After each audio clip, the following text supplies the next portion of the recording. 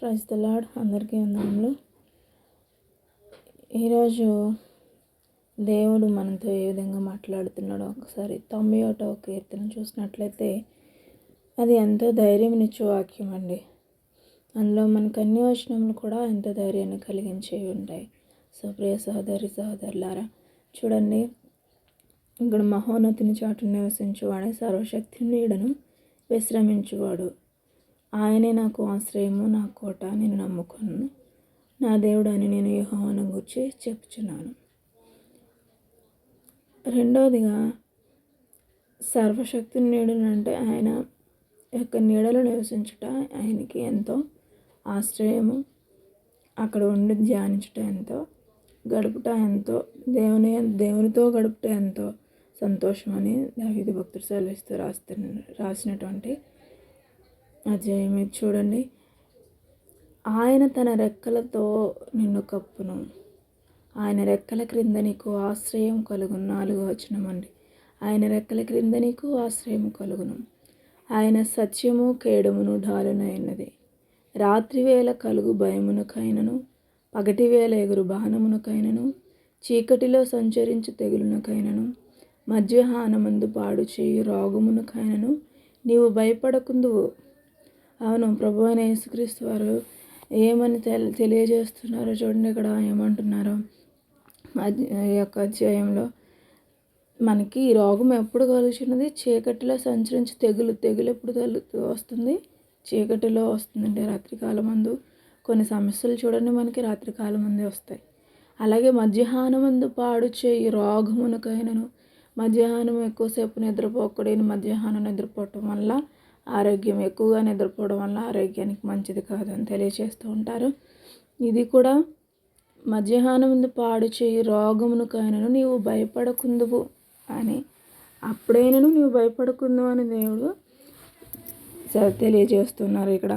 అలాగే నీ ప్రక్కన 1000 మంది పడినను, నీ కుడి ప్రక్కన 10,000 మంది కూలినను అపాయము నీ యొద్దకు రాదు. అపాయము చేయాలని అనేక మంది నీకు తెలియకుండానే పన్నాగాలు పన్నుతూ ఉంటారు. నీకు తెలియకుండానే అనేక మాటలు పలుకుచూ ఉంటారు ఎదుటివారితో. కానీ నీకు తెలియదు. వారు నీ స్నేహితులు, నీ బంధువులు, నీ యొక్క శత్రువులు అనేక మంది ఉండొచ్చు. అయినను అపాయము నీ యొద్దకు రాదు అని సెలవిచ్చినాడు. ఎంత ధైర్యాన్ని కలిగి చేస్తున్నా చూడండి. నీవు కనులారా చూచుచుండగా భక్తిహీనులకు ప్రతిఫలం కలుగును.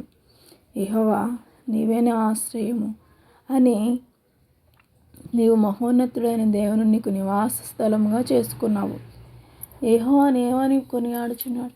నీవే నా ఆశ్రయము, నీవే నా దుర్గము, నీవే నా కోట, నీవే నా కొండ, నీవే నా ఆధారము అని అనేక చోట్ల పలుకుతూ ఉంటారు అనేక మంది భక్తులు, దైవజనులు. అవును కదా. మరి చూడండి ప్రియులారా, నీ పాదములకు రాయి తగులకుండా వారు నిన్ను తమ చేతుల మీద ఎత్తి పట్టుకుందరు. ఎవరు? చూడండి, నీకు అపాయమేమీ రాదు, ఏ తెగులును నీ గుడారమును సమీపించదు. 10వ వచనం, నీ మార్గములన్నిటిలో నిన్ను కాపాడుటకు ఆయన నిన్ను గూర్చి తన దూతలను ఆజ్ఞాపించును. ఎవరికి ఆజ్ఞాపించారంట? నీ పాదములకు రాయి తగులకుండా వారు నిన్ను తమ చేతుల మీద ఎత్తి పట్టుకుందరు. ఆయన తన దేవదూతలను ఆజ్ఞాపించాడట. నీవు సింహములను, నాగుపాములను త్రొక్కెదవు, కొదమ సింహములను, భుజంగములను అనగద్రొక్కెదవు. అతడు నన్ను ప్రేమించుచున్నాడు గనుక నేను అతన్ని తప్పించదని.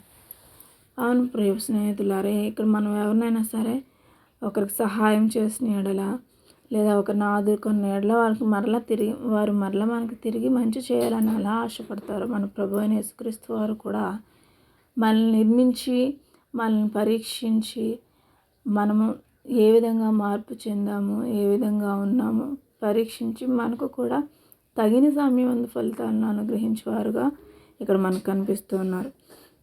అతడు నన్ను ప్రేమించున్నాడు కనుక నేను అతన్ని తప్పించేదను. మనం ఆయన్ని ప్రేమించినప్పుడు, ఆపదల్లో ఉన్నప్పుడు ఆయన తప్పించేవారుగా ఉన్నారు. అతడు నా నామమును ఎరిగినవాడు గనుక నేను అతన్ని ఘనపరచెదను. ఏమని సెలవిస్తున్నాడు? అతడు నా నామమును ఎరిగినవాడు కనుక నేను అతని ఘనపరుస్తానని సెలవిస్తున్నాడు. మనం ఎప్పుడు కూడా మనకు తెలిసినవన్నీ, మనం ఏమైనా విషయాలను ఒకరి గురించి మంచి తెలిసినా కానీ వారిని ఎక్కువ పట్టించుకోము, వారితో ఎక్కువ మాట్లాడకుండానే ఉంటాం. కానీ ప్రభువైన యేసుక్రీస్తు వారు ఏమంటున్నారు? అతను నా నామం ఎరిగినవాడు, నేను తెలిసినవాడు కనుక నేను అతన్ని ఘనపరుస్తాను. అతడు నాకు మొర్ర పెట్టగా నేను అతనికి ఉత్తరం ఇచ్చేదను.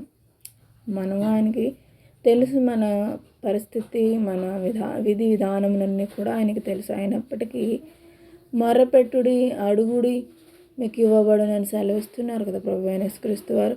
మరి అతడు నాకు మొర్రపెట్టగా నేను అతనికి ఉత్తరం ఇచ్చేదను, శ్రమలో నేను అతనికి తోడై ఉండేదను, అతని విడిపించి అతని గొప్ప చేసేదను.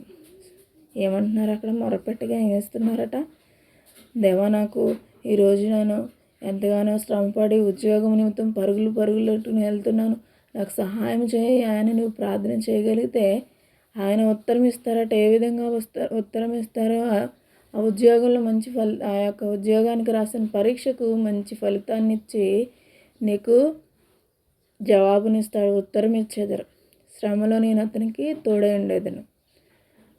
అర్థమైంది ప్రియ స్నేహితులారా? శ్రమలో నేను అతనికి తోడై ఉండేదను. శ్రమ కలిగినప్పుడు విడిచిపెట్టేవారుగా లేరు. నేను విడిచిపెట్టేస్తాను నేను అని అనట్లేదు. శ్రమలో నేను అతనికి తోడై ఉండేదను. ఎలాంటి వారికి? మొర్రపెట్టిన వారికి. అతను విడిపించి అతని గొప్ప చేసేదను. శ్రమ నుండి విడిపించి అతని గొప్ప చేసేదను. దీర్ఘాయువు చేత అతనిని తృప్తిపరిచేదను, నా రక్షణ అతనికి చూపించేదను. మొరపెట్టాడు కనుక ఎన్ని దీవెనలు పొందుకున్నాడు? నేను అతనికి తోడై ఉన్నాను, అతన్ని శ్రమలో నుండి విడిపించాడు, ఉత్తరం ఇచ్చారు. మొరపెట్టగా ఉత్తరం ఇచ్చారు. రెండవదిగా శ్రమలో నుండి విడుదల